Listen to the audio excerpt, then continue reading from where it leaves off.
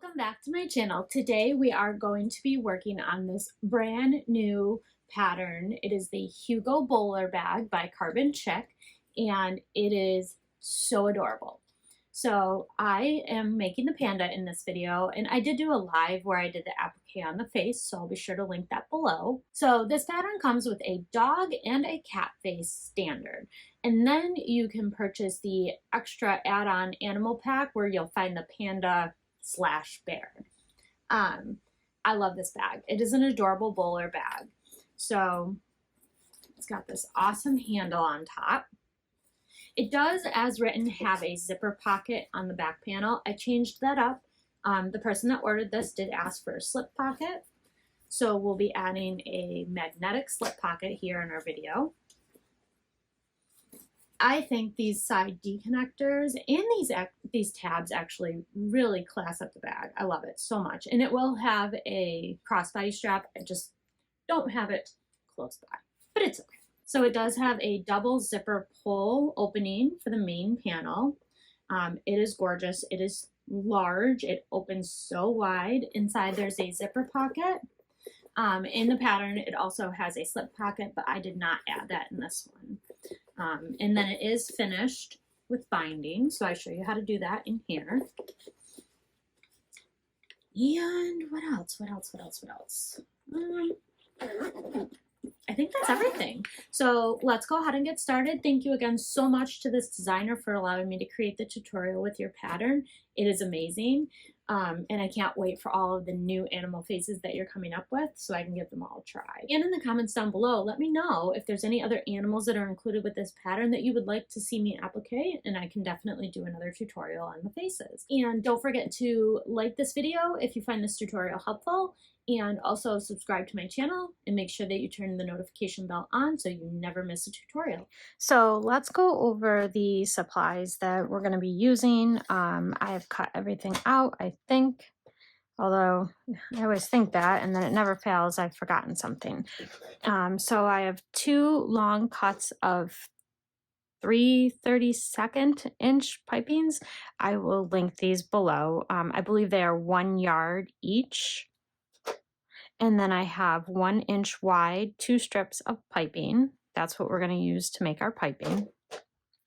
So then I have 2 of these tabs cut out, and then I put double-sided tape on them and I stuck them to another bigger piece. We're going to top stitch them down.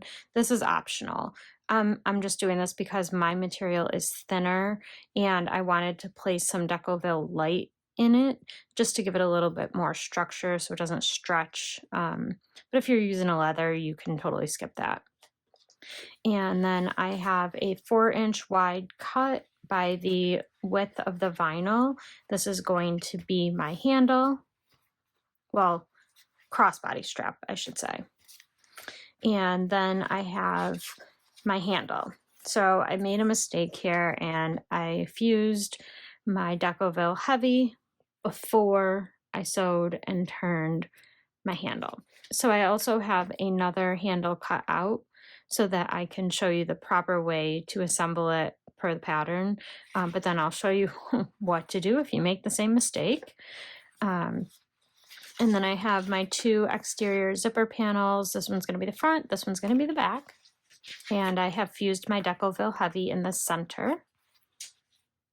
Then I have my base, again with the Decoville heavy fused. This is going to be my back panel. This is my front panel that you all made with me on the live last week. I'm going to install my piping and then I will sew down my other ear because you should sew down the ears after you put the piping on. And then this is going to be a back slip pocket panel. So I will show you how we create that. And then this is going to be my lining. So I have all these same pieces for linings. This is going to be my interior zipper pocket. This is going to be my base. And then I have 2 main panels. And then I have 2 zipper panels. I do cut these wider just so that I can trim them down at the end. Not a whole lot wider, but just enough so I can close everything up nicely and then trim. And I'm not left with a short panel. And then this is going to be the lining of my exterior pocket panel. Okay, so now I have all of my hardware in here. I have some rivet purse feet. I have a magnetic snap, which you won't need unless you're making the slip pocket like I am. And even then, the magnetic snap is optional for a slip pocket. I have my logo tag and its washer. I have two 1-inch swivel hooks and a 1-inch wide mouth slider. These are going to be my side connectors for the crossbody connection. And I have 3 number 5 zippers, and I just grabbed a handful of rivets. And then I also have some number 5 zipper tape, I think, I hope. Yep, and then I have some number 5 zipper tape. All right, so let's get started. I'm gonna toss this all in here. Okay, so the first thing I'm gonna do is work on my handle. I drew a line down the center, and I'm going to place my 1/2 inch wide double-sided tape along that line. And I'm gonna just go all the way down with that. Okay, once you have your double-sided tape on, you can go ahead and remove the paper backing.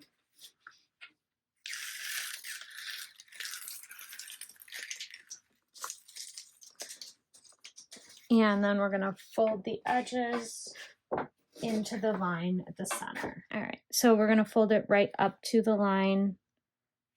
There should be a gap, teeny tiny gap at the end when we're done between the two.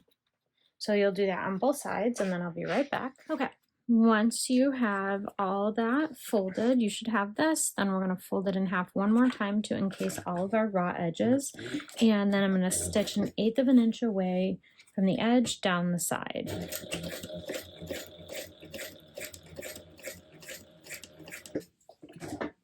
And I'm just gonna stop and make sure my tension looks good.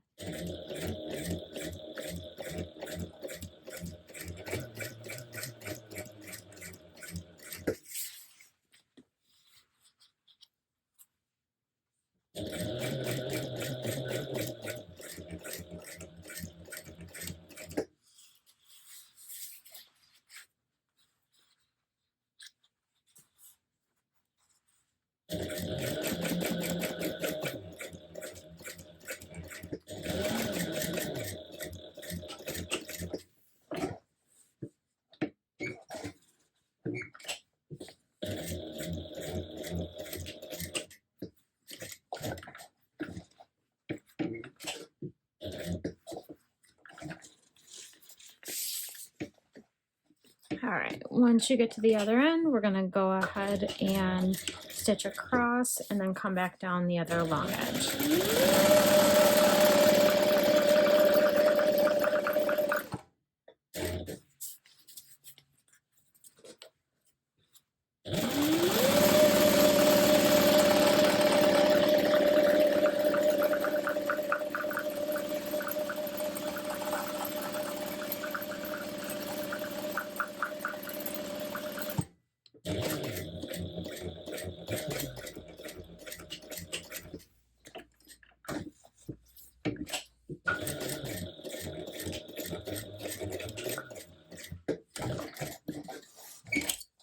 So once that's all set, I'm gonna go ahead and put that to the side. We'll finish it up at the end. Okay, next I'm going to work on my piping. And for that, I need to change to my welting foot. So it requires me to take both parts of the feet off. So I'm going to be taking this piece off.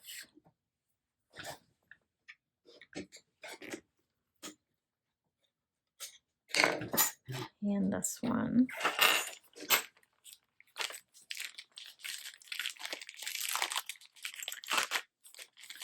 And we're going to replace them with these. So they'll go together like this, and then the piping will fit right within that groove there. So here's my piping. I want to say they're each a yard long, 34 inches. They're each 34 inches long, but I think that's like the exact length needed for the piping. So then you're going to place the piping in here.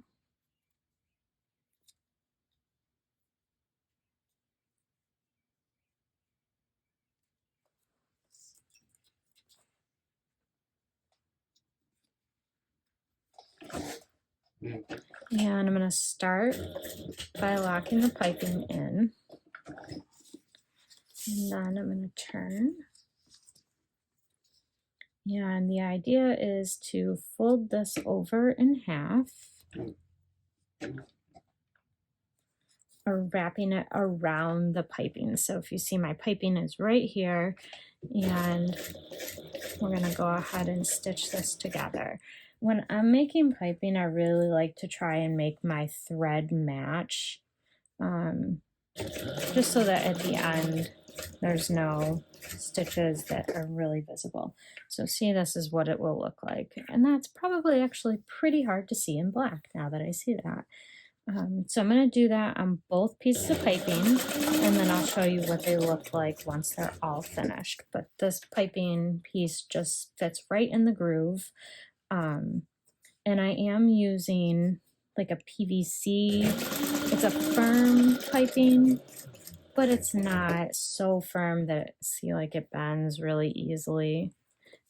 I think that it looks nicer so that it keeps its shape versus like a cotton or a cording piping, anything like that. I don't like those ones. And I like this size. I think it's the perfect size on this bag.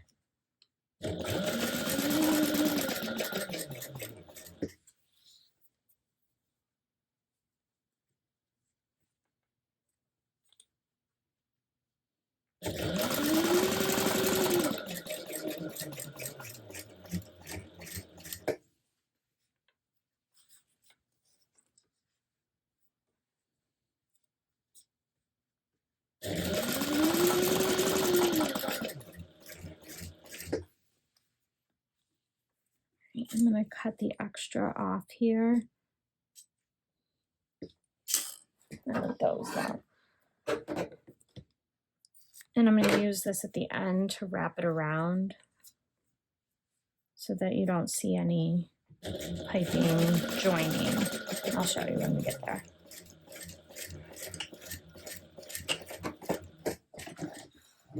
So this is what the piping looks like all done. It doesn't have to be perfect. You're never going to see these stitches. The idea is that when you finish stitching it down to the bag, your final seam, it's going to help this pull tighter. So you're going to be stitching right to the left of these stitches for your final seam allowance around the bag, and then that's the size your piping will be at the end.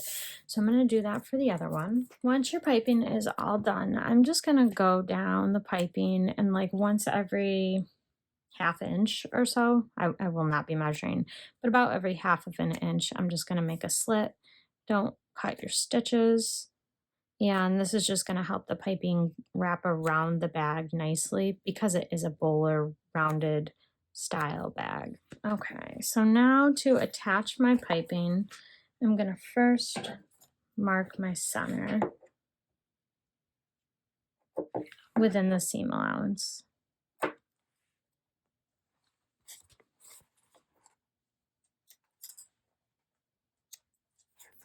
Okay.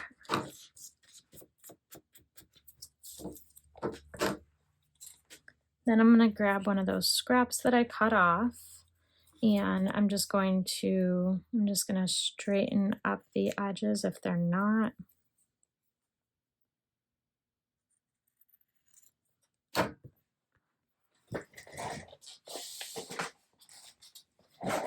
And then I'm going to hit the edges with a lighter just to seal it, and also to get rid of the fuzzies. I don't like fuzzies. I'm going to mark the center of it. And I'm going to place it up here, matching the center of the bottom. And I'm going to base that down real quick, just this part so far.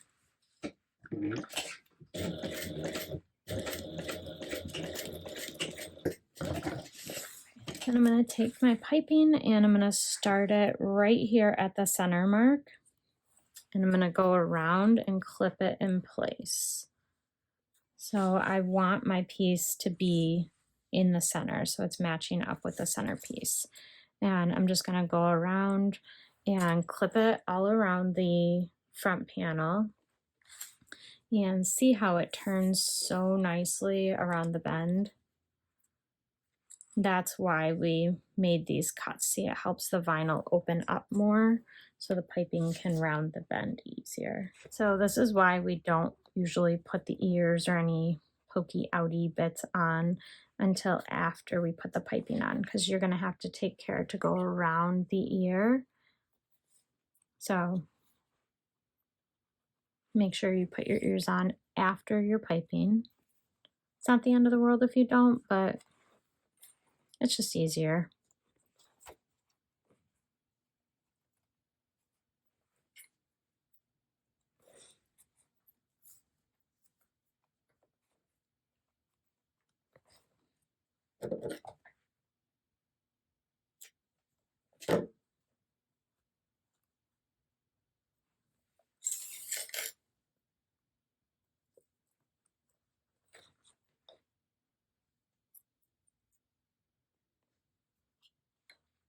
All right.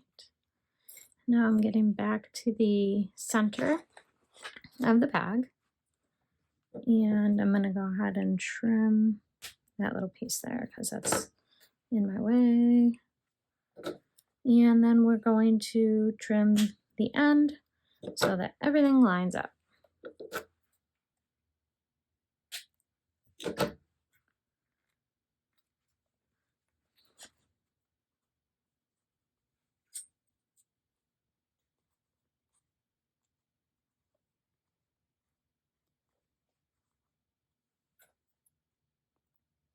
Okay. Now we're going to base down our piping. And I'm going to start a little ways back from the center. And you want to line your piping up with the groove in your piping foot.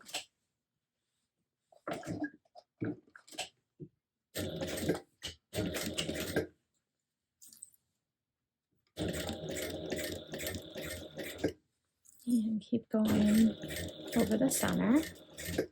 All right, now we're going to go the rest of the way around. I'm going to grab my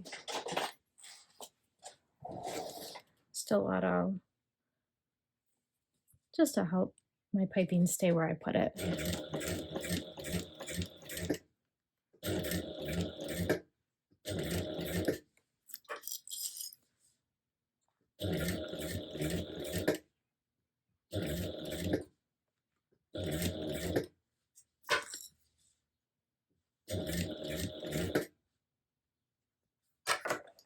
I want this cut a little bit more right here.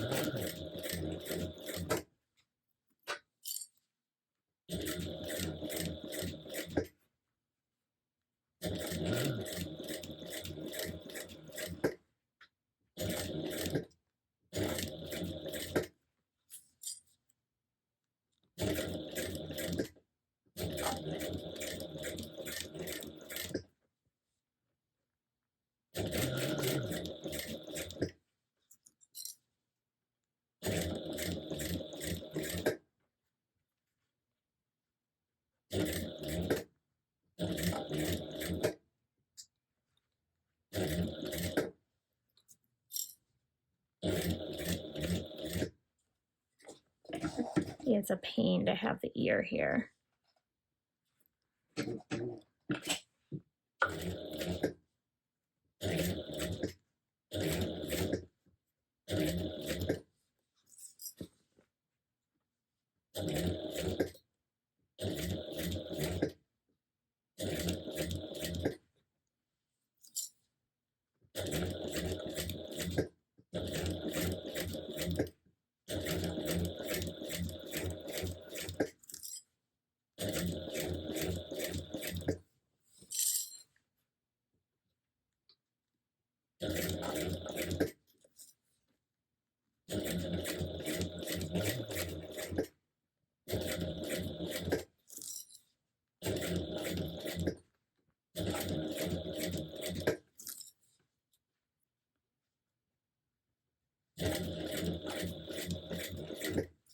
Okay, so we're coming back to where I started.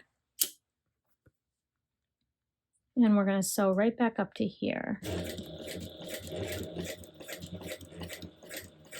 All right, and then I'm going to stop. And I'm going to grab this piece and I'm going to pull it tight to wrap it around the starting and stopping point. And I do want it to be tight here. I don't want it to be loose. It might look weird if it's loose. All right, and then I'm gonna go ahead and trim the extra off. And this is what it looks like from the front. So see right there how you have that piece covering where your piping joins. And we'll put the other ear on in a minute. Okay, so now I'm going to top stitch my tabs here. And if you're making tabs that are of vinyl that's not as thin or stretchy, you won't be doing this part. So I'm just going to sew these two together. Okay, once we have both of these tied off, go ahead and trim down the oversized piece to match the first one. Don't over trim it. Make sure that you don't trim your nicely cut piece either. And then I'm going to go ahead and seal the edges. And I will edge coat this.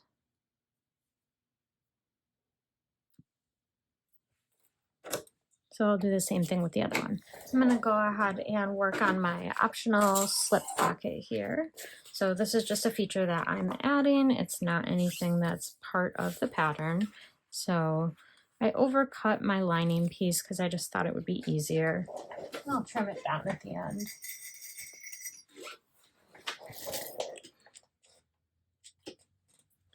So I'm going to go ahead and line up the straight edge that I created. I'm going to attach these two pieces with a 1/4 inch seam allowance.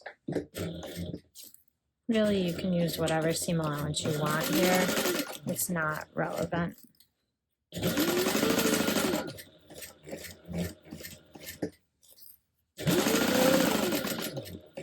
see if we can win Bob and Chicken.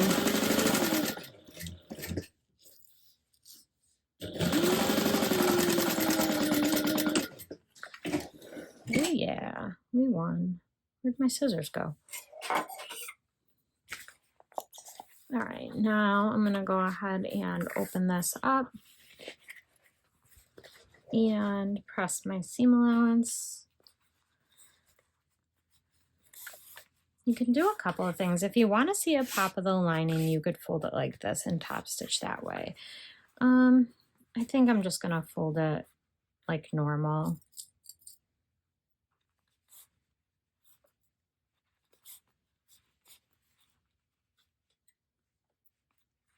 And then I'll be top stitching across here.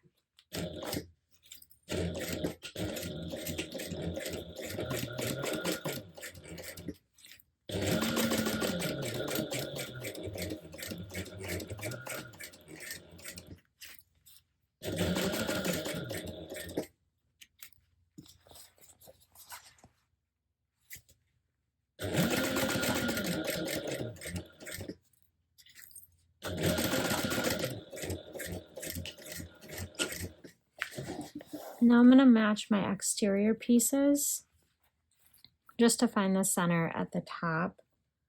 And I'm going to use my silver marking pen that I can't find. And I'm going to mark my center here. Then I'm going to measure 1 inch down.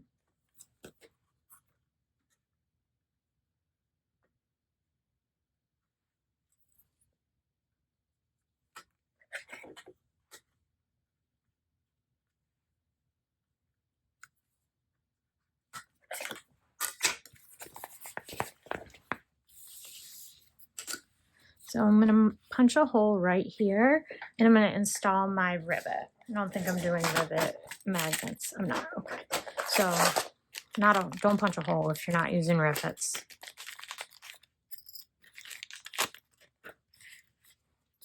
So I'm gonna place this at the center.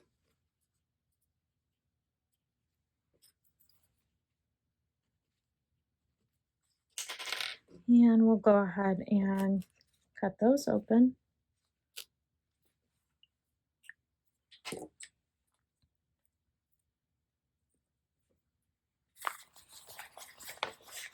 And go ahead and place the snap in.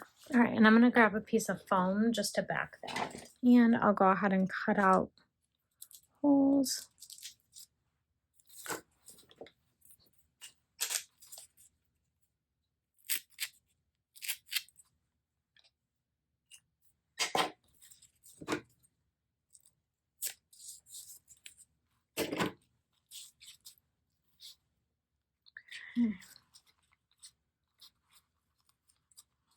All right, now I'm gonna go ahead and place some duct tape on the back here just to protect my fabric from the prongs. They're really sharp.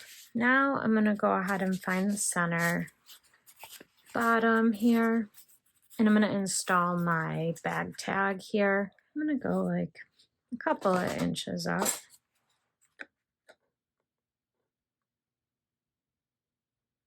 About 3.5.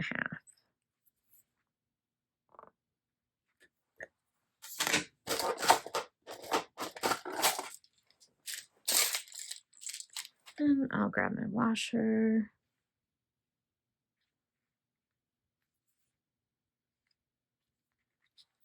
Make sure you move your lining out of the way.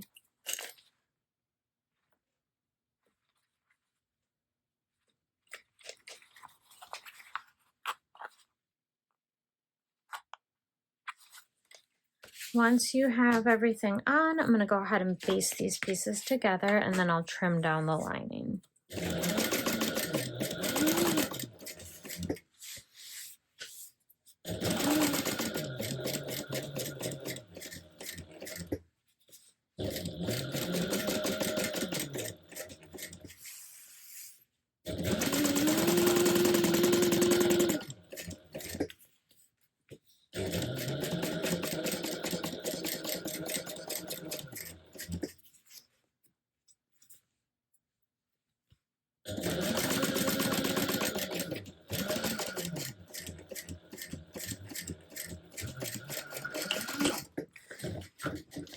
Okay, once you have your pocket basted together, go ahead and trim it down. And then I'm going to grab my back panel and we're going to put this on.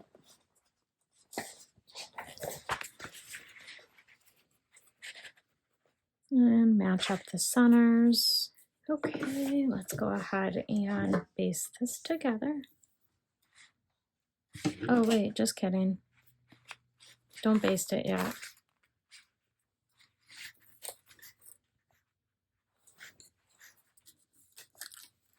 I'm gonna go ahead and on the nub here, just put some of my silver marking pen in the center. Transfer it.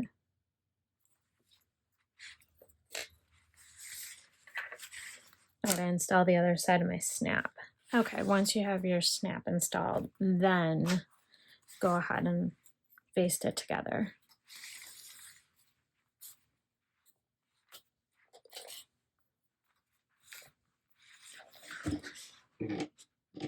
If you're using a magnetic snap, of course.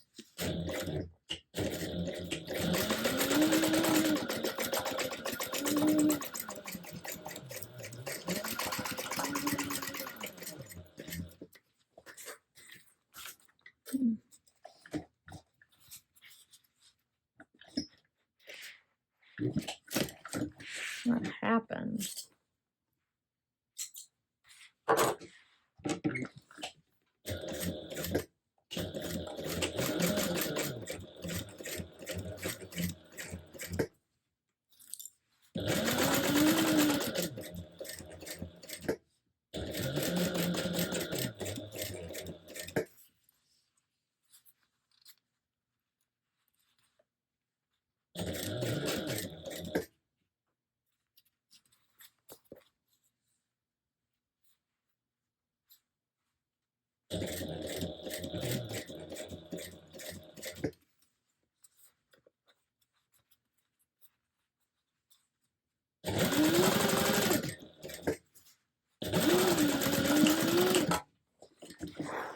right, once you have that on, you can grab your other piping, and we're going to add that on the same exact way as we did the other one. So I'll do that off camera, but in the meantime, look at how beautiful that is.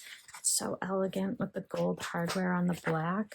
All right, I'll be right back. Okay, so now you have your piping attached, your slip pocket. Beautiful. I'll set this to the side. Next, I'm going to work on the zipper panels.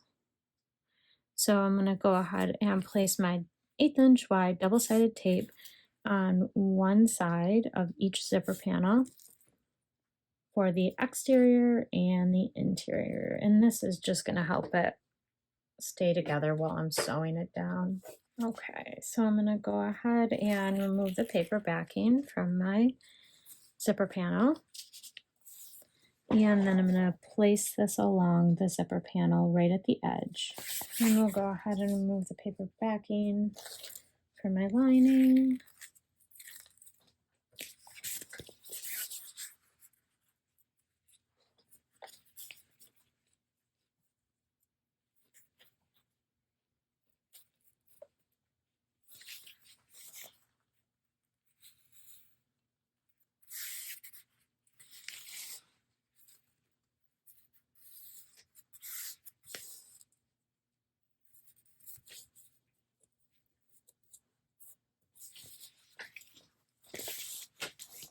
So now we're going to go ahead and stitch this together using a 3/8 inch seam allowance.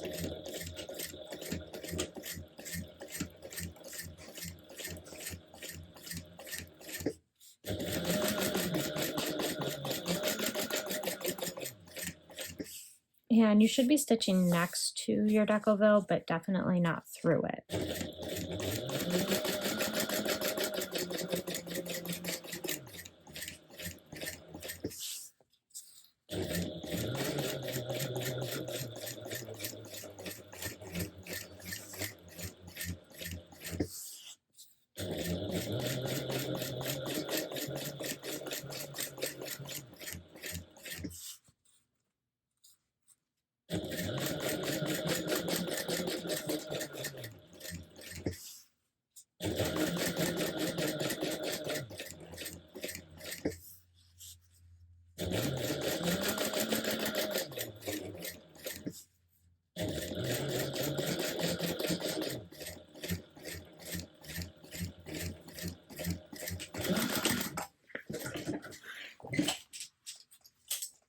Once you have that done, we're going to go ahead and we're going to open this up, and we're going to top stitch just through the lining and the zipper, or just through the exterior and the zipper. Make sure your lining is out of the way.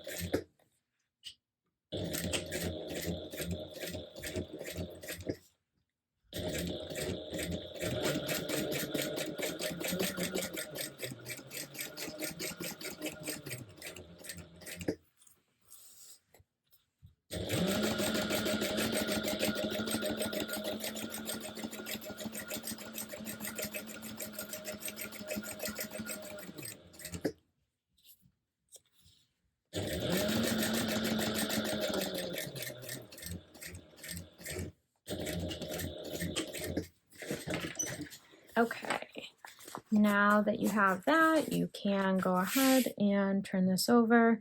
If you so choose, you can place some double-sided tape down this part here. This is just 1/2 inch, probably could have used 1/8 inch, but it's fine. And I'm going to go ahead and press my lining away from the zipper. This is not I mean, I can iron this, but I can't iron my vinyl very much. So to me, this is just easier than ironing, because if I iron, I will most definitely mess something up, melt something.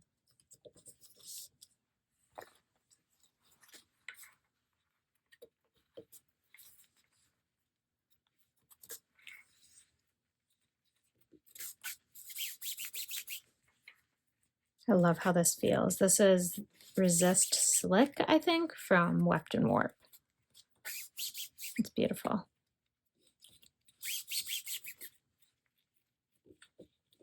And this is actually going to the owner of Weft Warp Co. Okay.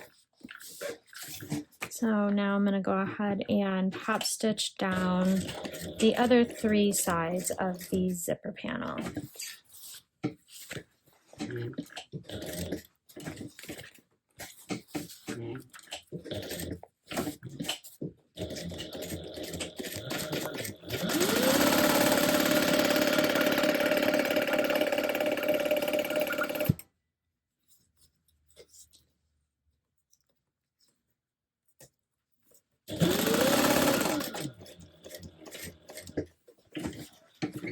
Don't go over your zipper if you haven't installed your zipper pulls yet.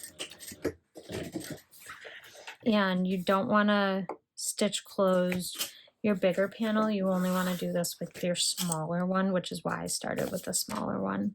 Because for the other one, you're going to have to install some hardware. And we're also going to stitch our handle down to that one. And we don't want to do all that through our lining.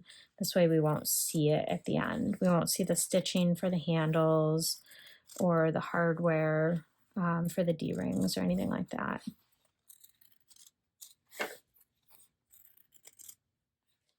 Okay, once you have the smaller, narrower side done, it'll look like this. See how we don't have any stitching on the lining here?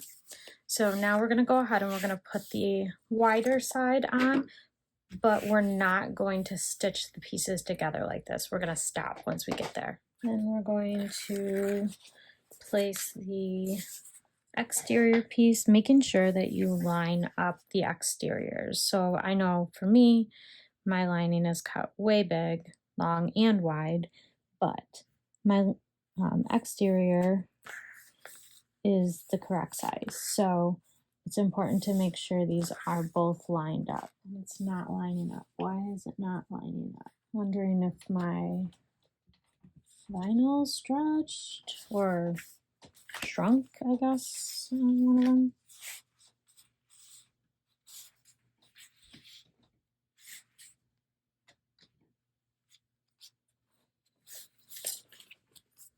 It's like a whole 1/4 inch on one side. What happened here? So let's go ahead and stitch this down at 3/8 inch seam allowance.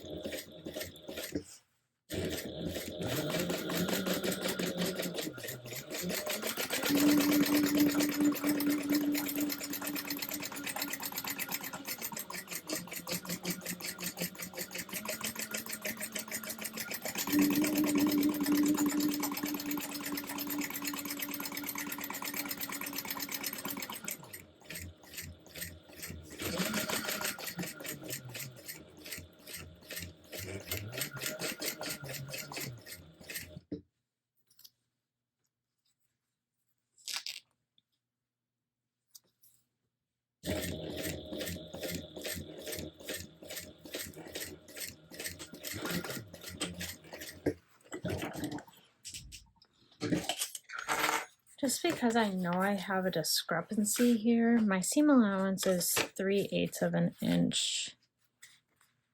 So I'm going to draw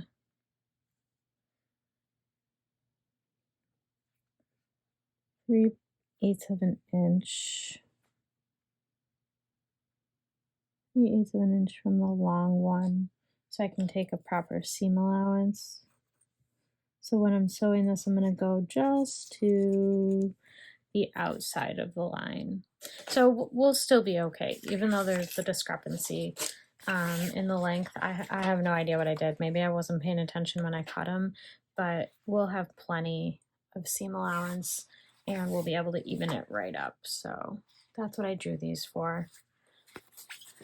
You can go ahead and pull that lining back and then stitch, do your top stitching along your exterior All right, let's stitch again, just through the exterior. My lining is pulled out of the way. Top stitch this down 1/8 of an inch away from the edge.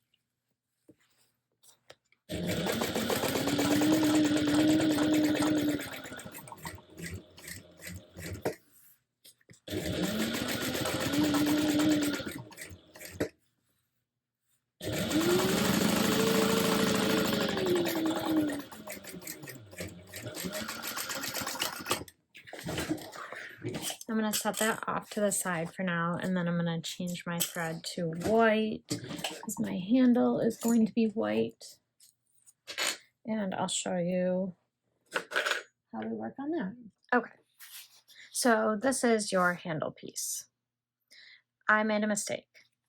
I applied my Decoville Heavy before stitching this together. So I am going to use this one because I don't have anything else that will match what I'm doing. And I'll show you how we'll fix it. But in the meantime, I'll show you how we work with it, as we should have done. So all I did here was I folded these right sides together and I stitched a 3/8 inch seam allowance right down here. So you would be taking this and folding these pieces up, matching everything right sides together, and sewing. And then you would get this. Then you have to turn this. And this is why you don't want to put the Decoville Heavy on first. So these are a gigantic pair of hemostats that I was able to find on Amazon. And they're going to come in handy for so many different things. So for this, all I'm going to do is take the very edge and I'm going to clamp the hemostats closed. And then I'm going to take this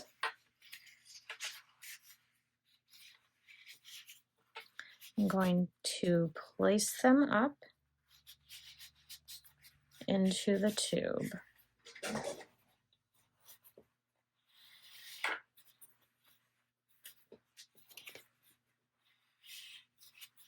All right, so see, everything's coming out here, so I'm going to let go with the hemostats.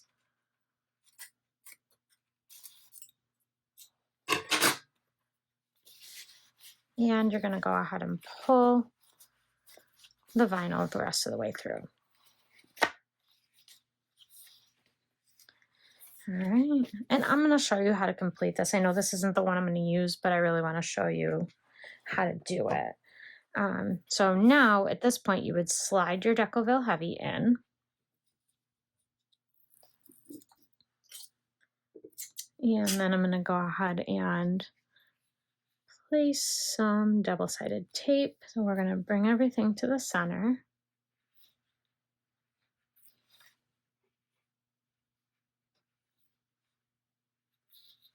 So now you're going to need to flatten your seam allowance on the inside. And I'm just doing this. I just reached my finger in here and flattened it to start. And then I'm just flattening them the rest of the way. I don't have to be able to reach in here. I can feel it.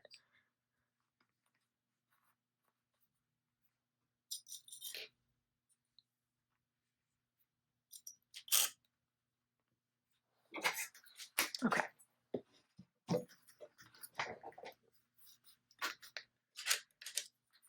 So then we are going to feel for our seam and we're going to sew just where our seam is. And I'm going to sew 1/8 of an inch away between those two lines down each side. Don't backstitch.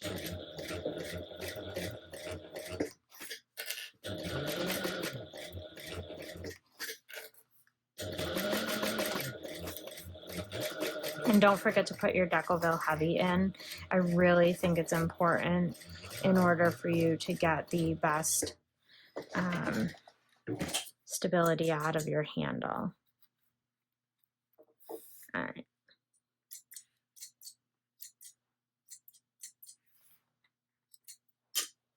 So then you'll turn it around and we're going to stitch the same exact way.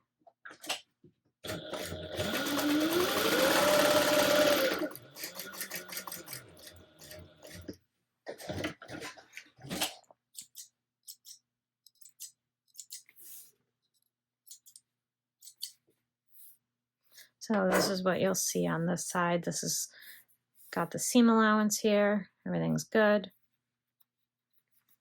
These are all taped together.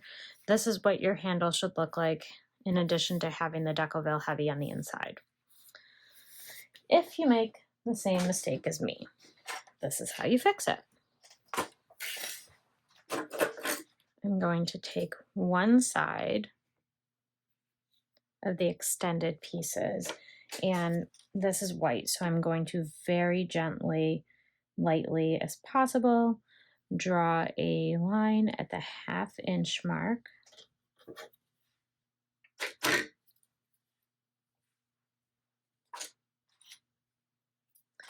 And then I'm going to use either 1/8 inch wide or 1/4 inch wide tape. Place it right up against the line that you drew. And I'm drawing mine so light because my vinyl is white.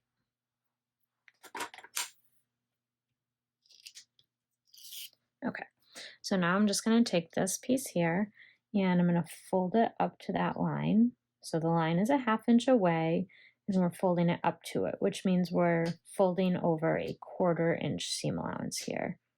Just this is going to make it so we don't have any raw edges.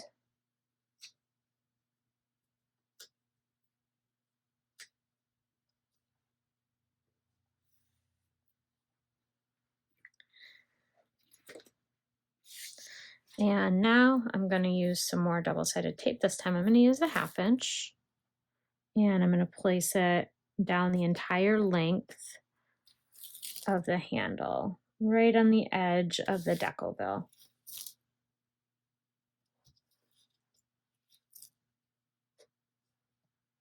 And we're going to do it on both sides.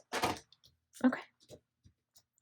Now you are going to take the side that you didn't do the fold over on. So we did the fold over here. I'm going to take this side first.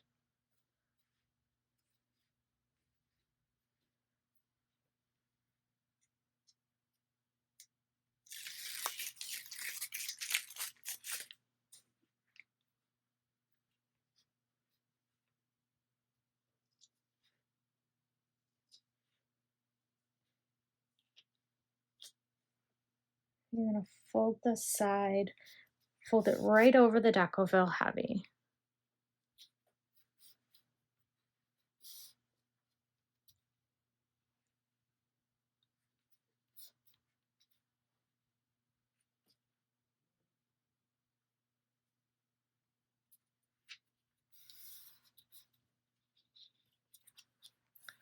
All right, and now we're going to go ahead and fold this edge over, except I really need some more double-sided tape.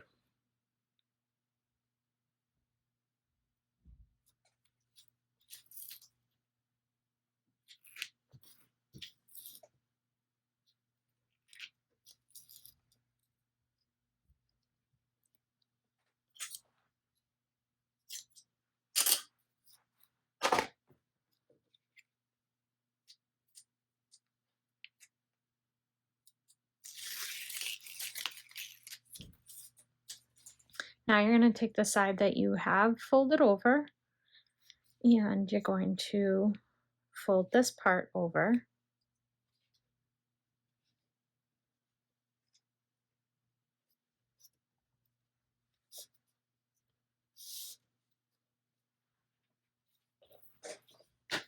Okay. I'm going to get all tied up here in your double-sided tape. Okay, so this is what you should have now. So from here to here, you should have no raw edge, right? Make sense?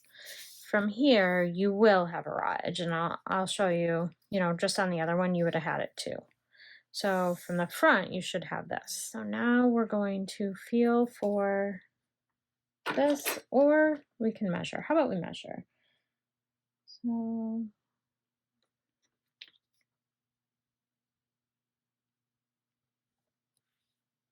I'm going to make the tiniest little marks here for where to start and stop. There we go. So now we have these teeny tiny little tick marks, and we're going to sew without back stitching from one end to the other along those marks, 1/8 of an inch away.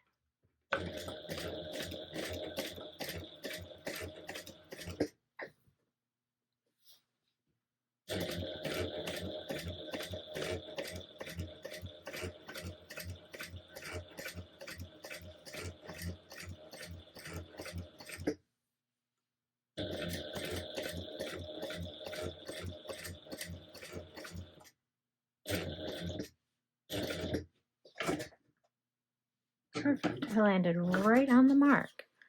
That never happens. All right, so that's what you'll have on the front and the back. Go ahead and pull your tails through, tie everything off, and then do the same thing down the other side. And then we are going to have to put 2 more rows of stitching down the centers just to secure the fold over pieces that we've got working here. So I'll show you how we do that. Now I'm going to do 2 more sets of stitches right down the center, and the goal is to get the edge of this and then right next to it. So feel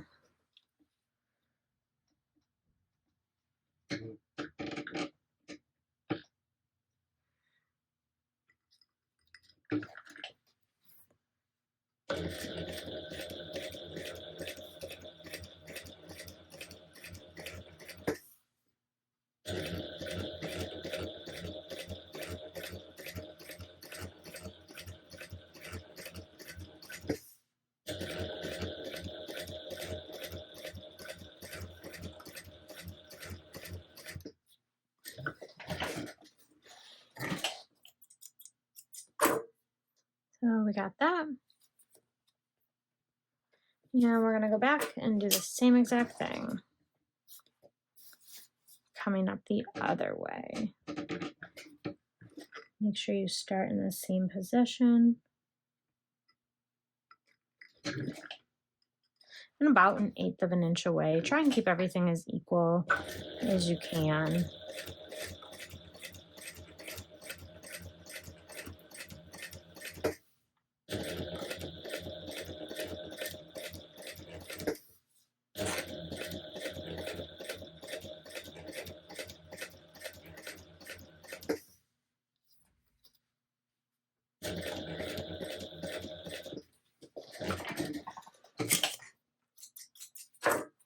All right, so you should have 4 rows of stitches now.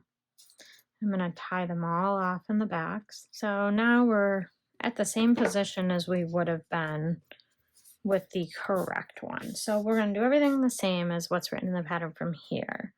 So we're going to take this handle and I'm going to place double-sided tape down the center where there is no stitching. All right, now we're going to bring back this zip panel piece. And again, we're going to have this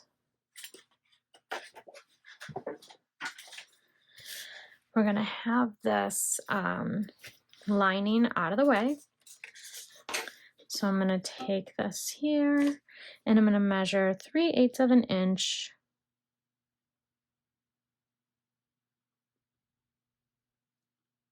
from the edge here. Ooh, hello. And I'm going to make a mark within the seam allowance. So right here. And I'm going to do the same thing on the other end.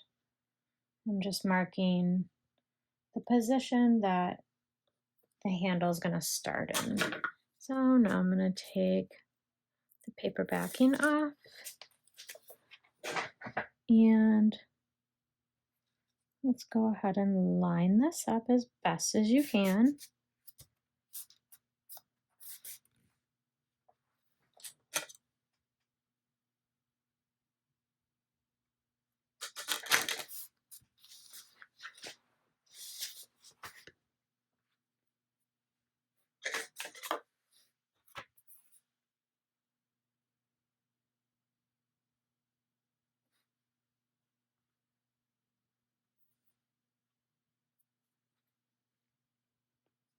And we're going to go ahead and stick the other half of the handle on. Now you want to make sure you're keeping the center popped up. You're going to be lining up the edges. So this is what you should have right now. Oh, it's so beautiful with the black and the white. So now what we're going to do is I'm going to, again, with the lining out of the way, I'm bringing this up and I'm placing my needle down in the hole that I left off on and stitching the remainder of the way down the handle.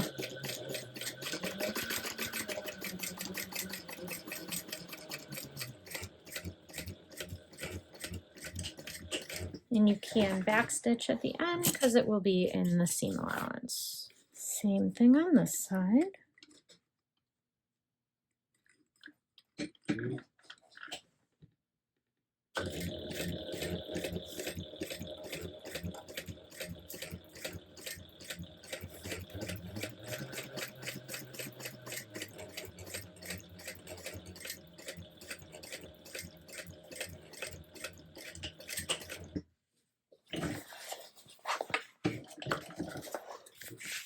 Right, and then I'm going to pull these threads to the back on both of them, tie those off, and then we're going to do the exact same thing with the other side. And make sure you melt these down.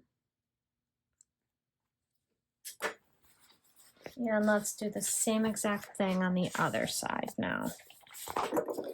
Okay, right now this is where we're at. Looking good, looking good. So these tabs are meant to go on here like so.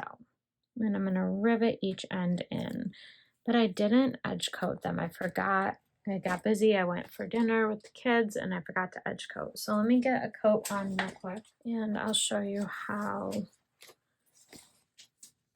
you do that, what it looks like.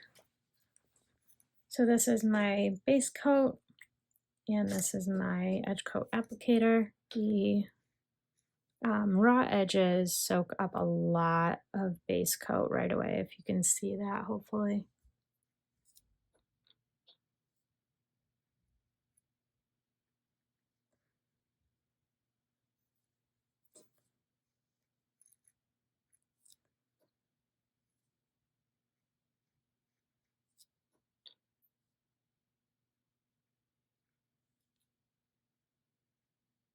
So we're going to let this dry.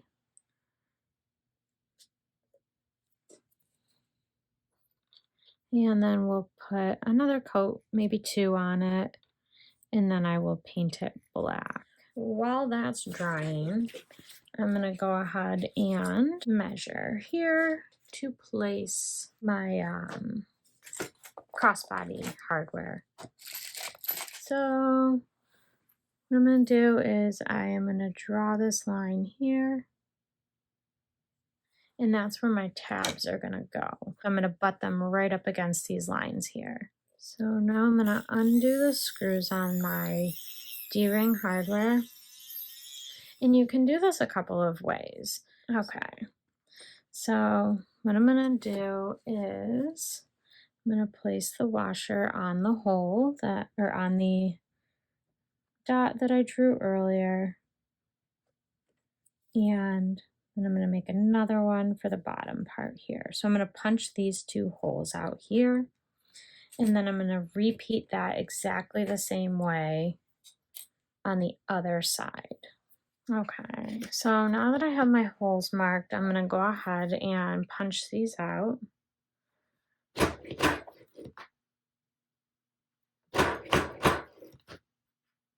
I'm actually going to get a bigger punch. One second.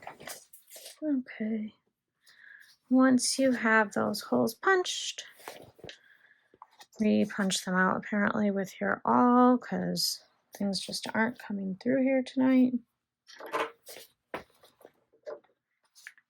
And I'm going to place my screw right into the hole, which is why I wanted to use a slightly bigger punch this time than I would normally use for just a rivet.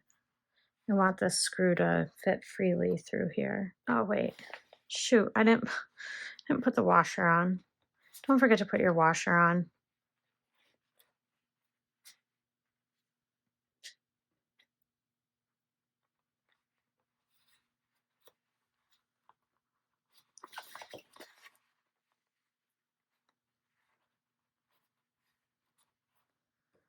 I'm just going to use my awl to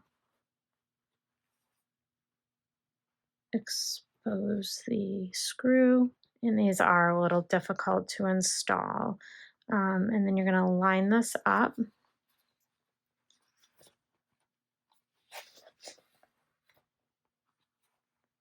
And attach the screws.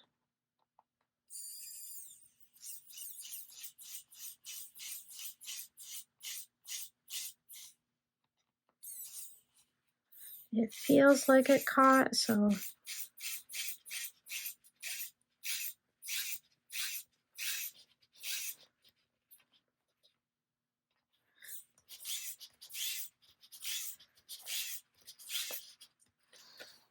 yeah.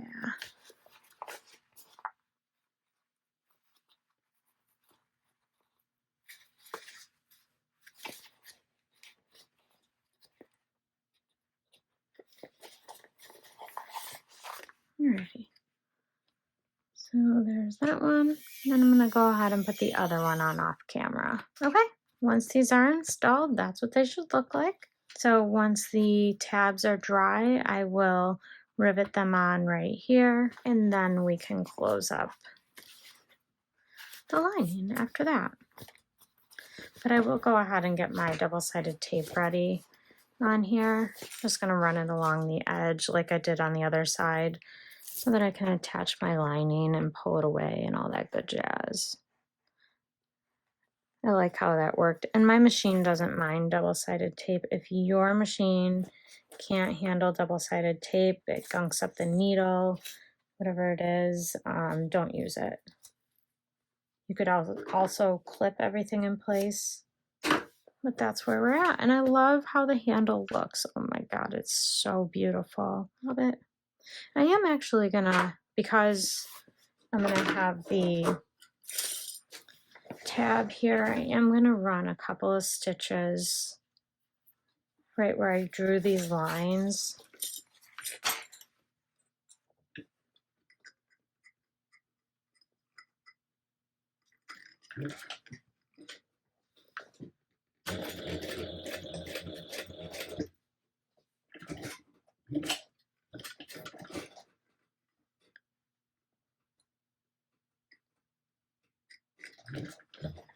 And these, you can just line your tabs up with this line of stitching at the end so it won't be seen.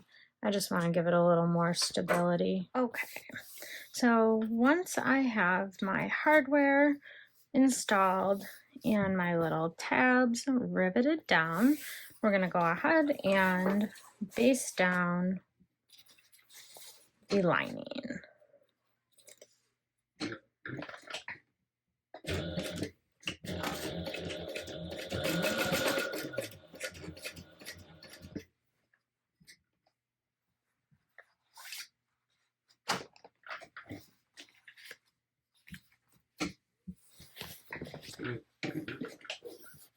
And these stitches should all be in the seam allowance.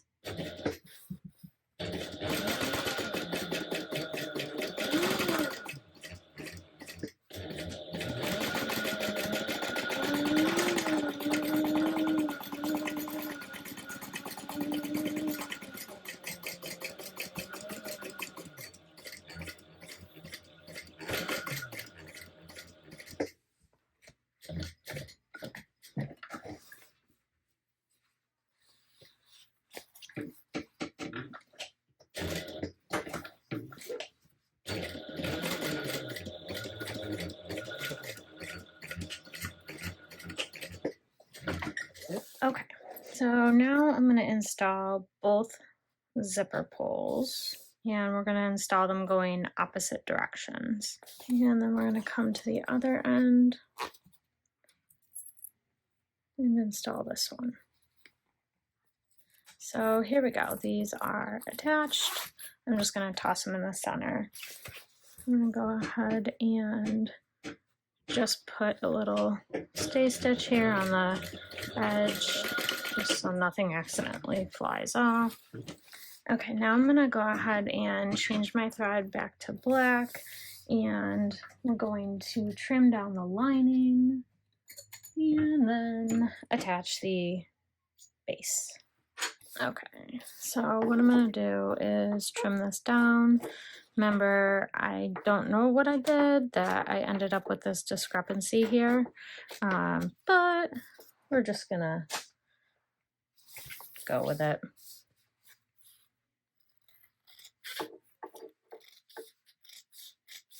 Sorry, my kids are being a little loud. They're having a good time. Before we attach the base, let's go ahead and apply our purse feet. So I'm gonna go ahead and make some markings here so that I can install my purse feet. Okay, once you have these lines drawn on, I'm gonna go ahead and punch at the cross marks for all four. So I'm gonna go ahead and place the rivet posts in through the wrong side.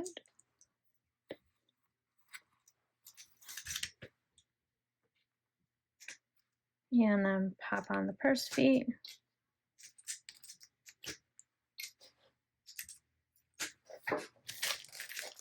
And we're going to go ahead and place the purse feet in.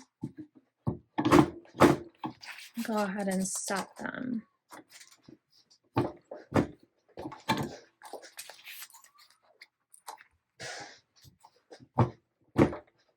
I love rivet purse feet.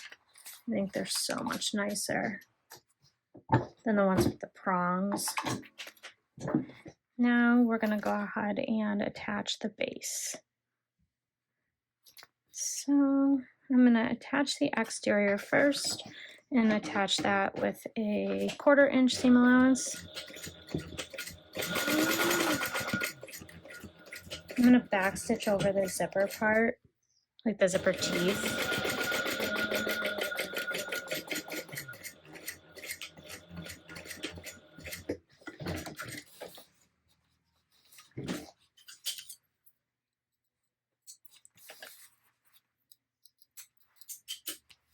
Then we're going to go ahead and flip it over and we'll attach the base here. All right, once you have the lining attached, we're going to go ahead and come back and stitch this down at 3/8 this time.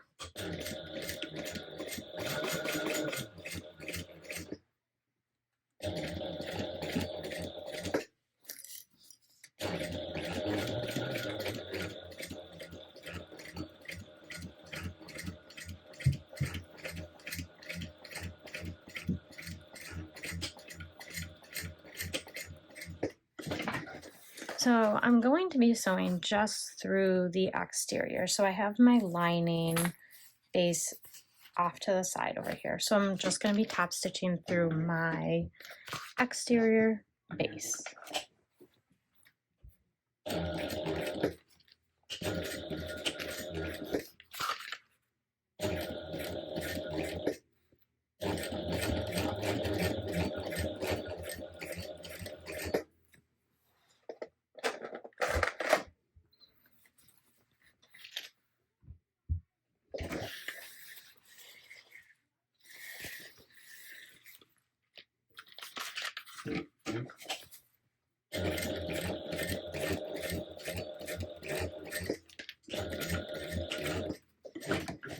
Now we're going to do the same thing with this side. This time you're going to have to fold everything up a little. Let me zoom you out. So you're going to kind of have to fold everything up in here to make it fit. So everything's kind of crunched up here.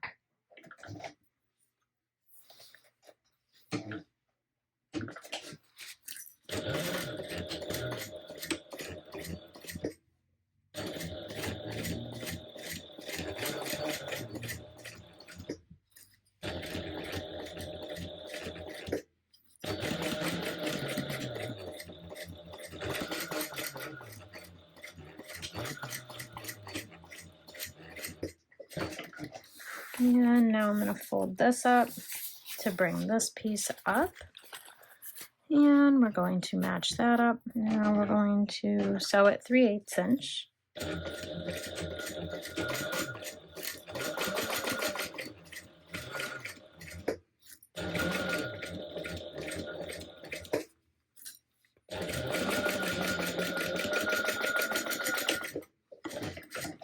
And we're gonna go ahead and flip everything right side out. Okay, so what we're gonna do is we're gonna top stitch here. Oh my Lord. But not through the lining. So that's important. Don't stitch your lining. I mean, you can if you want, but if you're on a domestic machine, I would not suggest it. This spot is thick.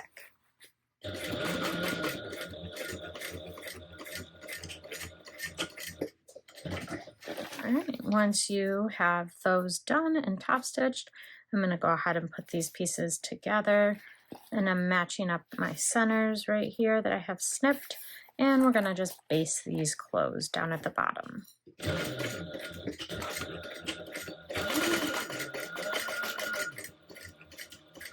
So I'm just basting everything together.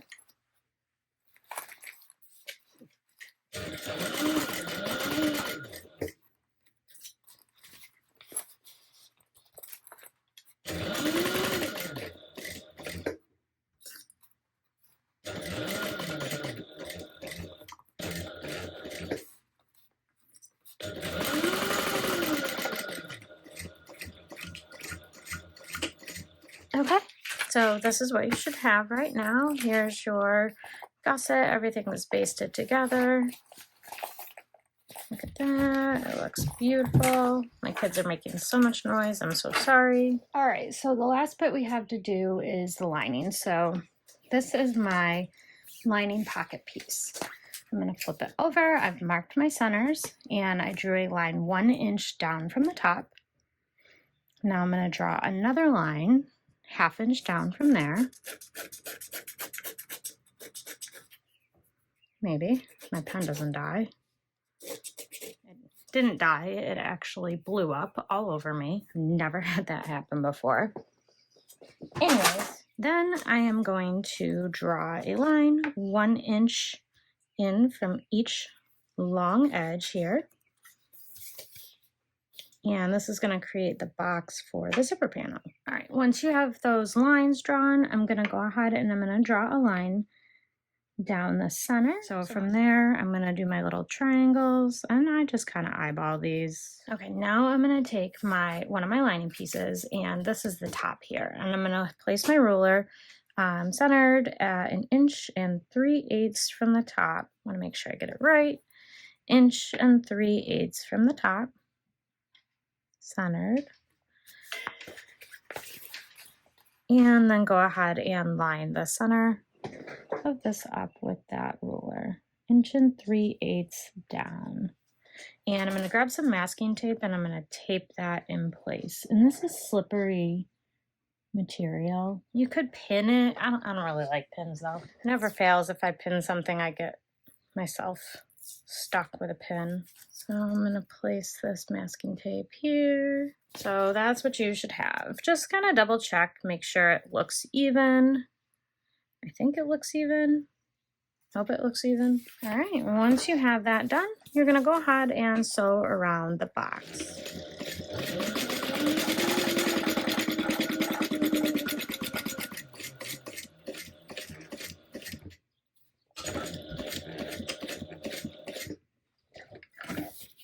And I like to backstitch at my corners because I know I'm going to be cutting those triangles out.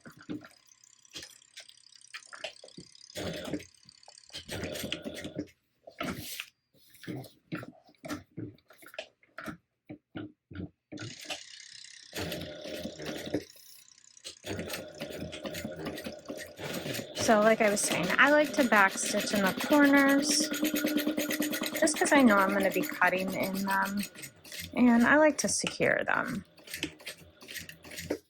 This material is thin and slippery. My machine truly is not made for this kind of material, so it's going to pucker a little bit, but it's not anything you should see in the end product.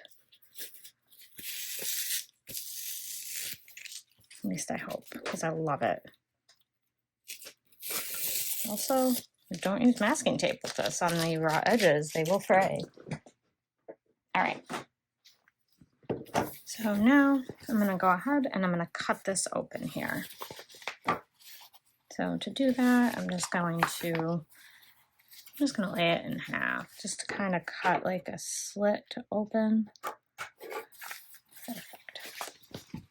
Then I'll work my scissors in there.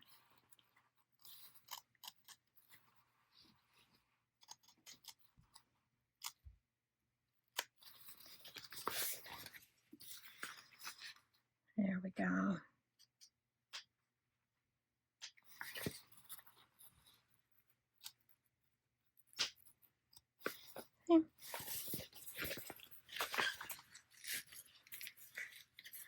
Okay, don't snip your stitches in the corners.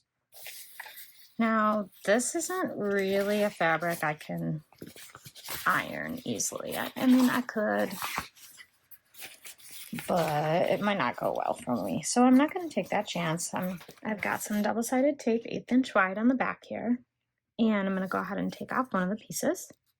And we're going to use this to hold down our zipper. So I'm going to center the teeth as best I can.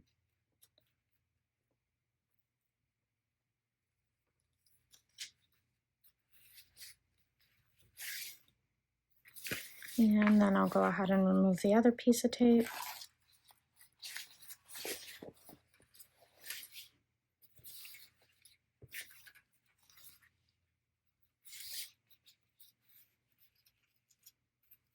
Make sure it's straight if possible. And if you've watched any of my videos before, you know I like to leave my zipper pull off to the side for now. So we're going to go ahead and we're going to start stitching the zipper down. And I'm going to start down here.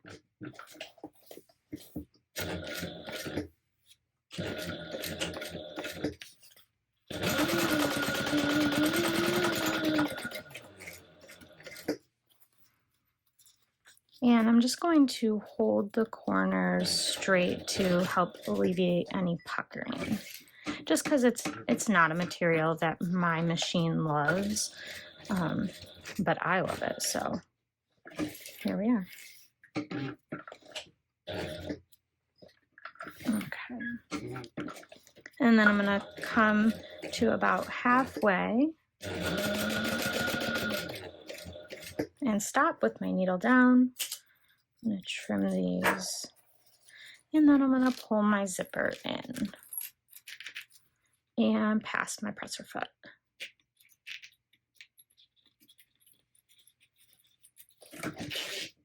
Alrighty.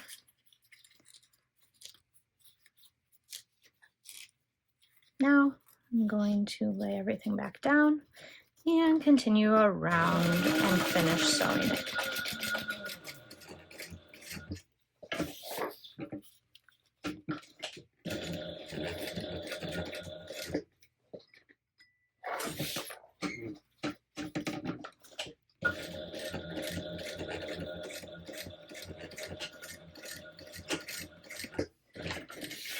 Beautiful. All right, so go ahead and trim up all your threads. You could do the no backstitch, pull your threads through bit. I really don't think there's a need. Like, you can barely even tell I backstitched there. Gosh, it's so gorgeous. I love this material. Okay, so now we're gonna go ahead, flip it over, match your center marks at the top. And we're going to close up all 3 open sides of the zipper pocket. No need to leave anything at the bottom because this is a bag that's finished with binding. So we don't need a trunnion hole. And I like to personally sew as close as I can get to the zipper.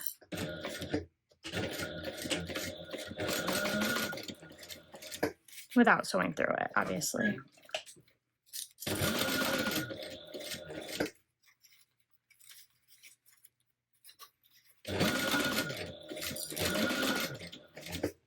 And then I'll move my zipper back.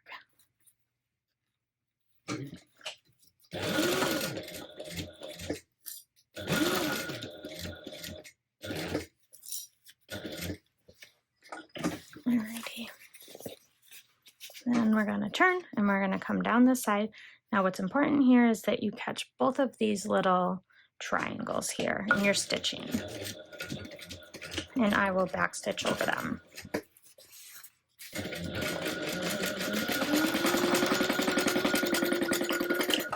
And I have such a wide seam allowance here, it's worth noting, because I chose to cut my zipper pocket and my zipper and all that good stuff much larger than is written in the pattern. That's just how I prefer to do it. There's nothing wrong with the size that's in the pattern, and to be honest, at the end of the day, when I cut all this down, I'm going to have the same exact size as someone that didn't do what I did. So kind of sort of wasting a little fabric, but it makes me feel better about the way I'm completing it. So to me, it's worth it. So now I'm going to trim this down. Don't trim your triangles. And I will trim down the top too, just because I want it to be nice and neat. I know you're never going to see it, but still. Alrighty. Beautiful. It's all closed up. Look at this. I love this print. It's so awesome. Okay. Anyways, now that I'm done drooling over it, I'm going to grab my back panel. I like to put my zipper panel on the back. You can put yours wherever you want. And I'm going to go ahead and match up my center marks. I cut my panel a tiny bit bigger. Like if you see here, I cut like 1/8 of an inch away from the line. You might not be able to see that actually. Yeah. All right, I cut about 1/8 of an inch to the outside of the line just to make sure that this was going to go together well and that there would be like a touch of extra fabric when I go to put it together so I could trim it down at the end.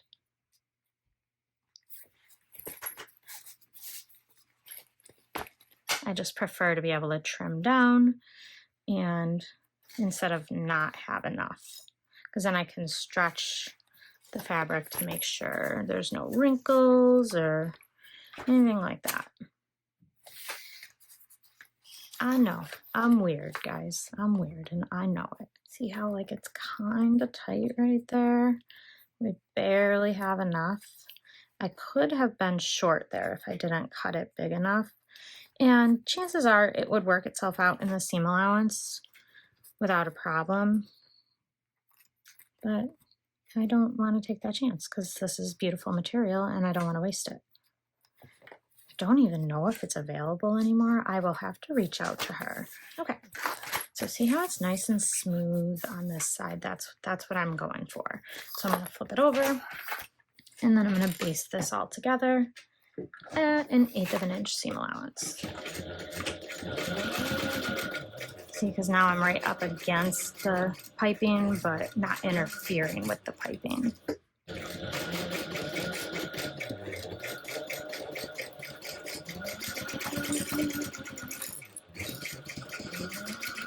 And this stitching obviously won't be seen, so it doesn't matter if it's a little wonky. It just matters that we're holding the lining and the exterior together for final assembly.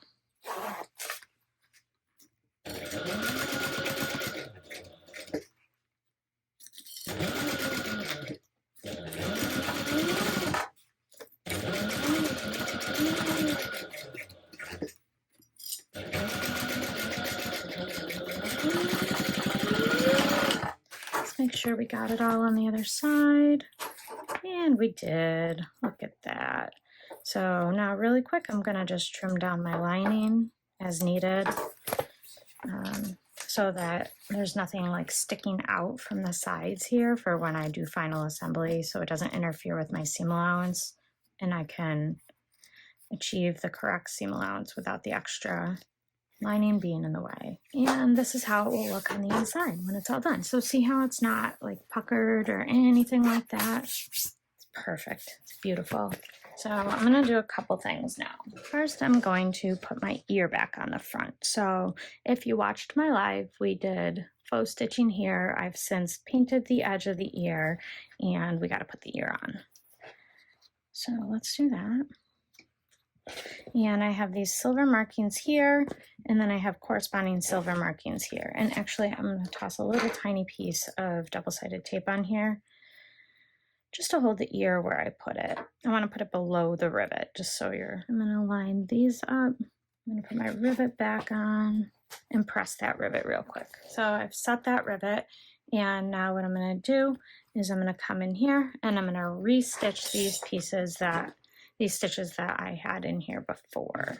For that, I got to take the zipper foot off. We know I don't stitch well with the zipper foot. So what I'm going to do is I'm going to start in the hole that I left off on, and I'm going to come all the way around and end in the hole that I started in with the ear.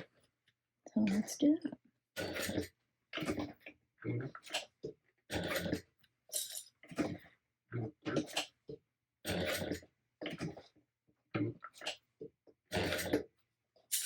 And this is just securing the ear to the actual face.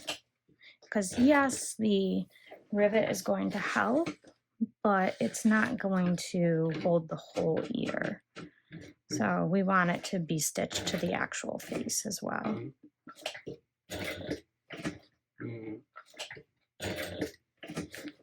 And in the comments below, make sure you let me know what other faces you'd like to see me work on. I will be sure to link the pattern, but we want to give you tutorials on creating the faces that you want to see. So let me know what faces you'd like to see me create. And this will probably be the only tutorial that I do on final bag construction, but we could definitely get a lot of tutorials for faces. So, because each face is different, they each go together a different way. So I'm going to just land in the hole that I started in. Here we go. And we'll go ahead and pull these threads to the back, tie everything off, and then I'm going to melt these threads just to be sure they don't come untied and unravel. So let's go ahead and change our thread to white, and I'm going to stitch on the little piece here, the facial features. So here I have my template, and what I'm going to do is I'm going to mark a dot here and a dot here. So I'm going to connect these dots with my stitching. I'm not going to draw a line here because I am stitching with white thread. And when I do that, and then I go to wipe away my silver marking at the end, my thread is gray now. So just a little warning, I'm going to just stitch straight down. Perfect.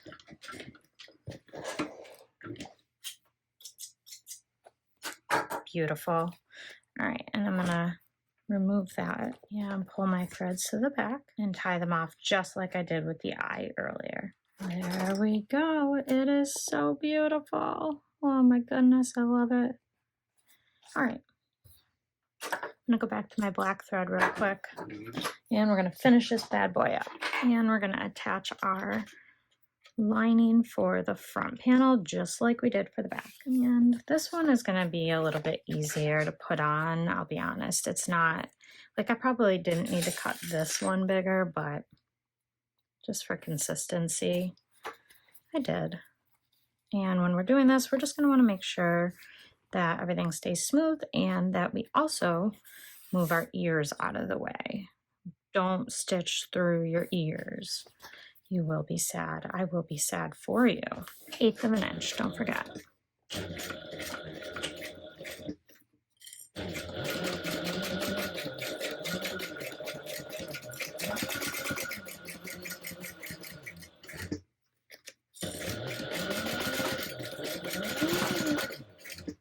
Move your ear back. The ears, you're gonna have to give some love after the bag is all put together and you turn it out. They do get some abuse during bag assembly, final assembly and turning, so just be ready for that. My tip is to hit it with a blow dryer because they do have Decovil Heavy inside of them. And the goal would be to get the ears warm enough that the Decovil Heavy glue reactivates, and then you can kind of like hold it flat the way you want it to be. That's what I did with my dog, and it worked beautifully. Okay, we have a gorgeous back lining now. So I'm going to do the same thing. I'm going to trim this one down as well, and then we're going to put them all together. All right, and I'm going to make sure that I've recut my centers if they've been, you know, make sure they're easy to see now.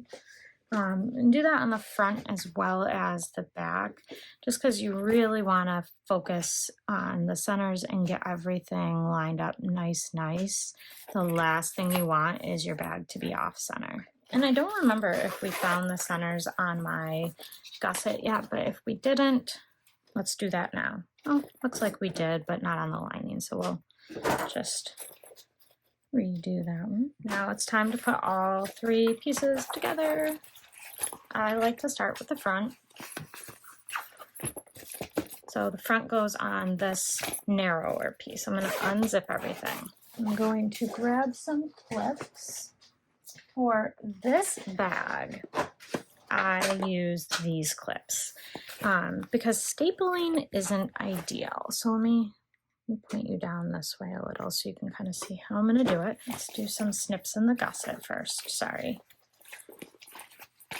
All right, so what I'm going to do is just 1/8 inch wide snips, and I go around the whole top and like down to the side to about here because the whole thing is really kind of a curve. I do only go 1/8 inch-ish deep. Your final seam allowance is going to be 3/8 of an inch, so you don't want to go too deep. And I only want to do these one side at a time. Like, I'm not going to do this side now too, because as you see, I'm kind of snipping through my basting stitch, and it's gonna, you know, I want things to stay together. So while I rough up the gusset on this side, attaching it, if I've already cut the other side, those, it might come apart, and then it's just gonna make things harder. So I don't snip until I'm ready to sew.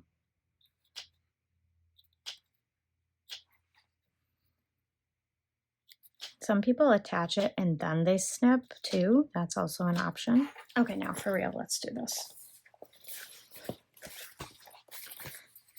This is also why I do the carrot cutout on my gusset and main panel piece instead of just a snip, like a slit, because I know I'm going to be putting all these slits in my gusset.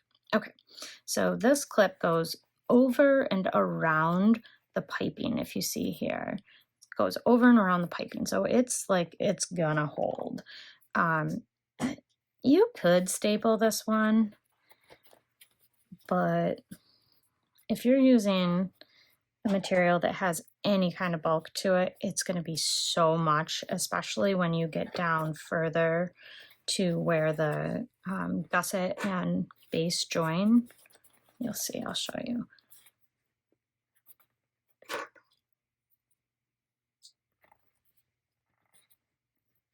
All right, so make sure your ear is tucked in. Okay.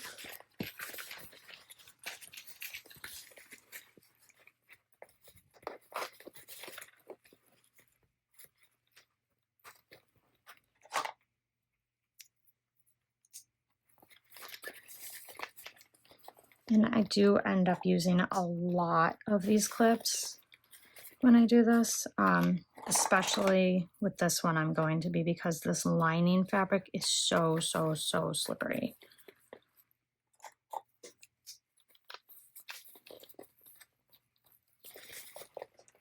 And you just kind of want to go around the bag and make it symmetrical. So now that I did the bottom, I'm going to come back up and I'm going to work the rest of the bag in around the curves. Make sure your ears are tucked up, just like that.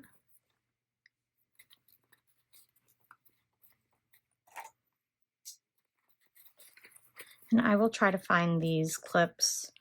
I'm pretty sure I got them on Amazon, but I will try and find them so that I can link them for you, because they really are very helpful. They were suggested by another bag maker, and I wish I knew who. I almost want to say it was Ravon. I can't take credit for originality on this one. They were suggested to me, and whoever it was, they're beautiful. So, alrighty.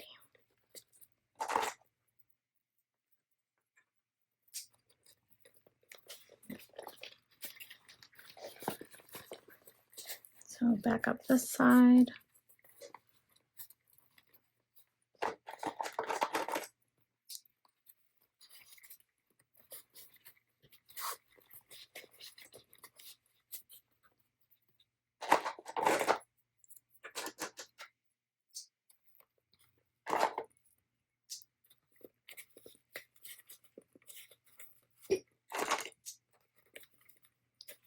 So this right here is where it would be like impossible to staple. Oopsie.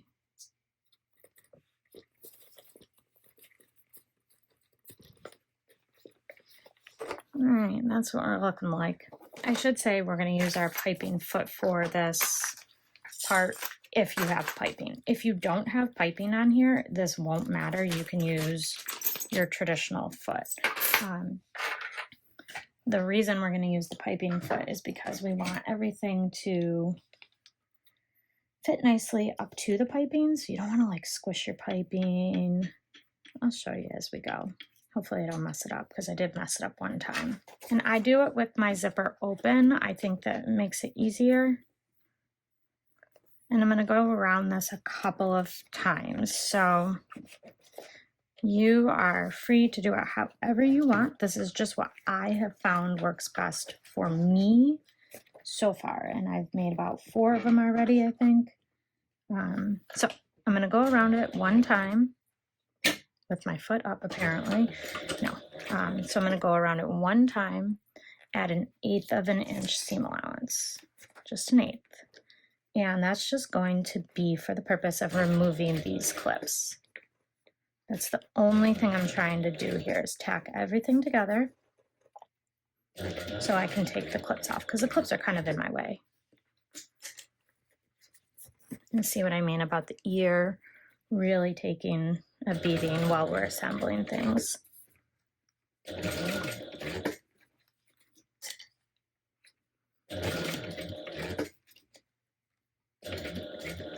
Hopefully that's a good view for you guys, because I'm hitting it, that's why it's shaking.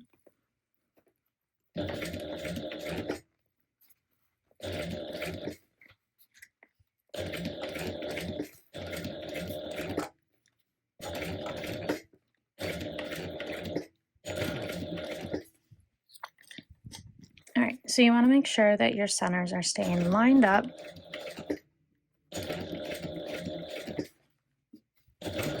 I know you're only basting, but you're kind of laying the foundation for your final stitching here, so you want it to be good and accurate.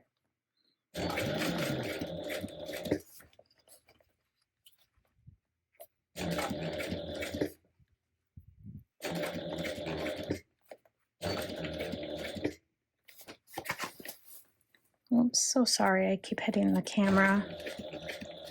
I'm trying out this new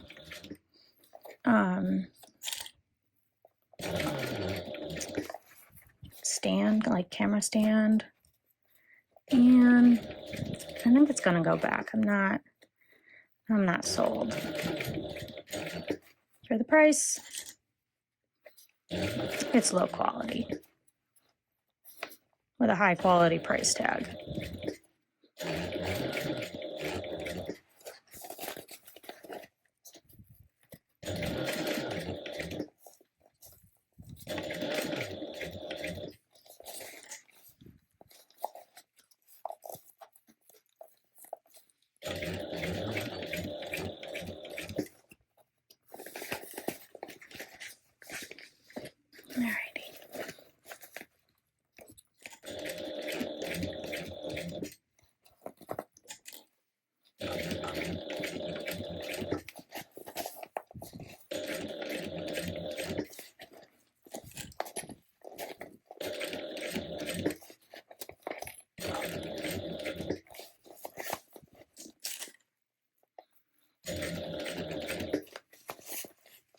Oops. Sorry, guys.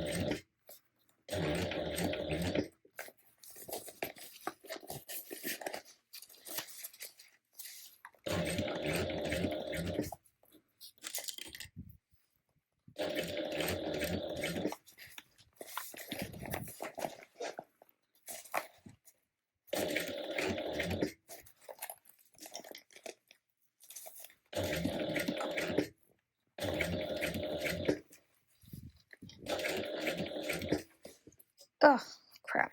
Shoot. Sorry. Also sorry if I'm breathing right into the camera because my face is like super duper close to it.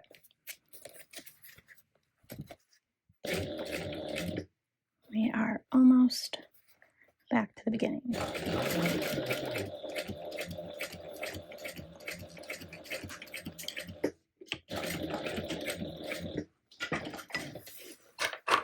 Okay.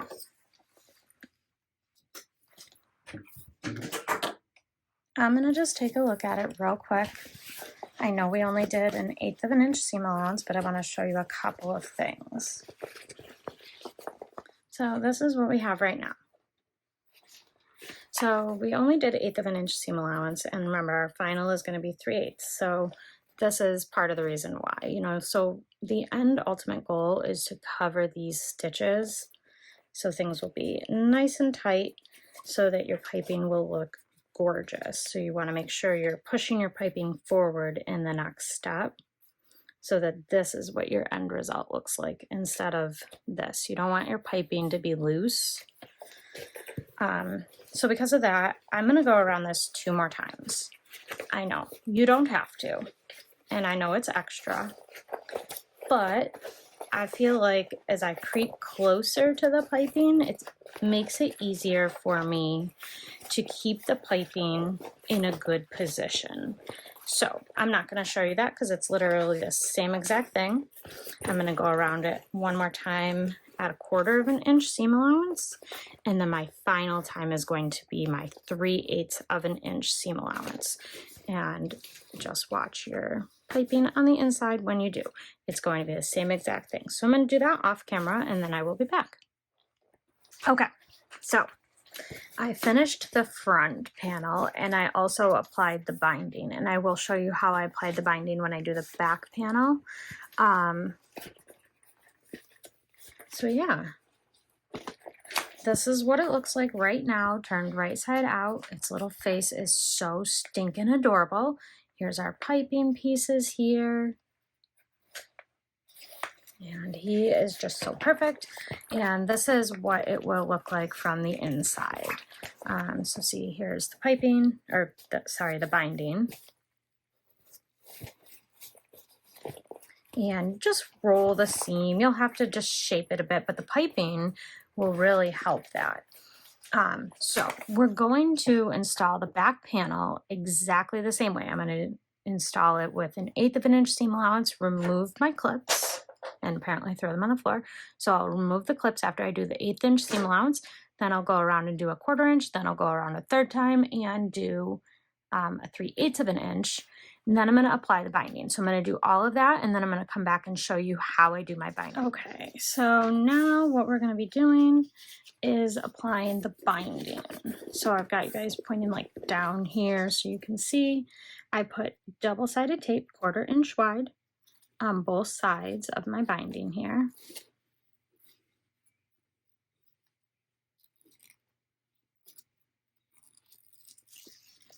And I'm going to center it as best I can and then wrap it over.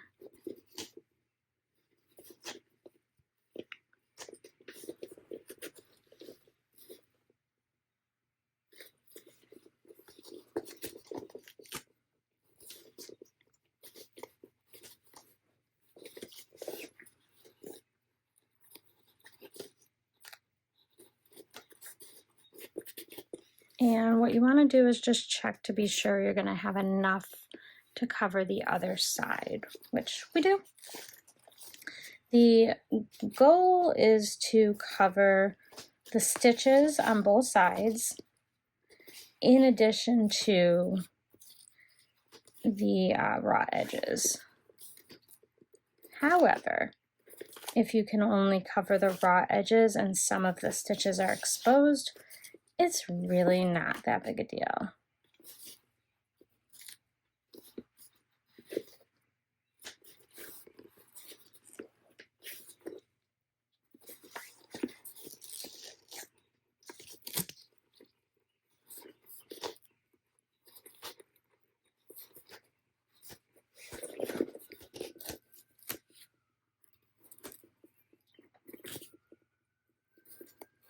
And then when you get back to the beginning, you want to line everything back up.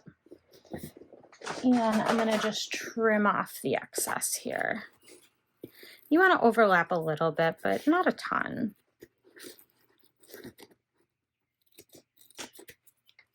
All right, that looks good. So now what I'm going to do is I'm going to turn it around and peel off the double-sided tape on the other side.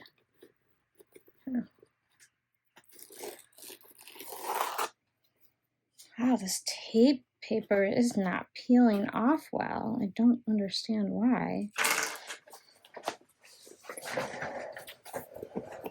Okay, so now when you have it flipped over to the other side, you're going to wrap everything around. Try and smooth it out as you go. And then I'm going to just apply my trusty rusty clips just to keep my binding from lifting. I know that I've got the double-sided tape there, and in theory it shouldn't lift, but it could, and I'd rather it doesn't. So, and I cut my binding, oh, you know what? This was pre-cut binding. I don't even know. I think it's 1 inch wide. This is coming soon, I believe, to Weft Warp Co. I'm a sucker for black on black leopard. So smooth it as you go.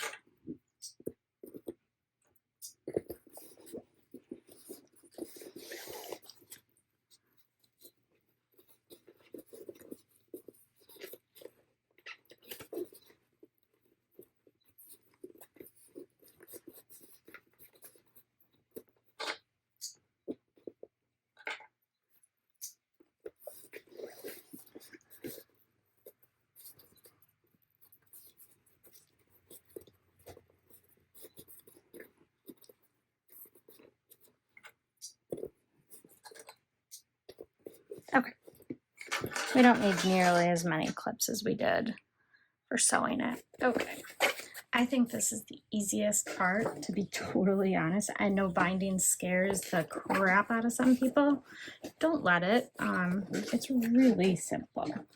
So all we're gonna do is jam this under here, and I'm gonna go at slightly less than 1/4 inch seam allowance. What you want to do is be sure that you're not interfering with the stitching, your final row of stitching here. So you don't want to take 3/8 inch because then you could potentially mess up your nice curves and seams and piping that you already have. But you want to go just ever so slightly smaller seam allowance.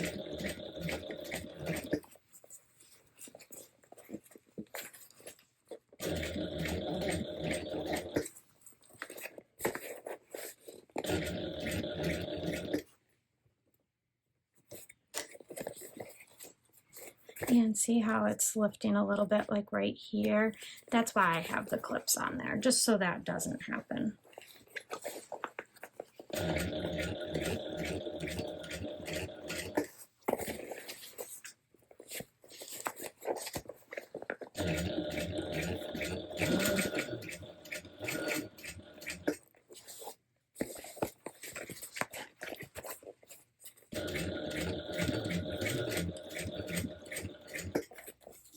And we're just going to do this all the way around.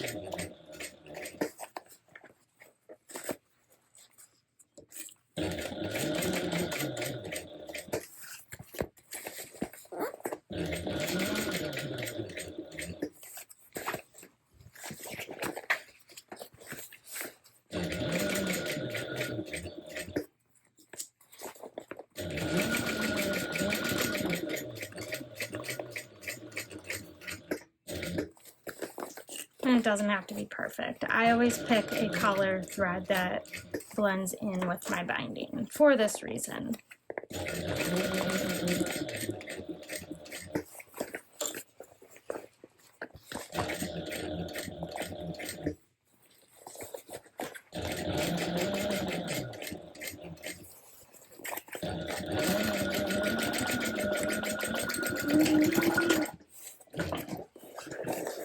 Okay. Alright, so that's what it looks like. You are done with the bag. So I'm going to go ahead and turn it out. And when I'm turning it out, I'm just going to make sure that I'm pushing the seam out and pushing the binding up into the seam.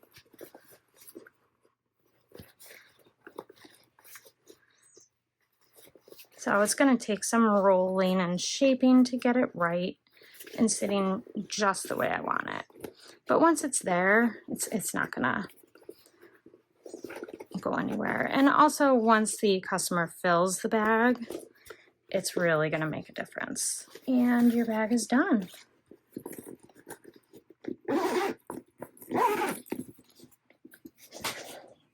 It is absolutely adorable.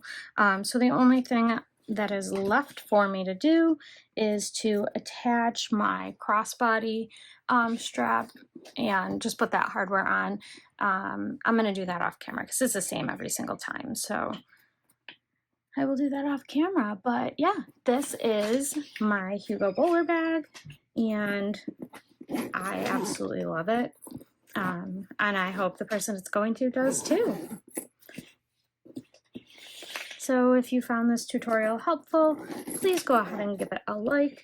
Don't forget to subscribe so that you get notifications about future videos. And I hope to see you all the next time.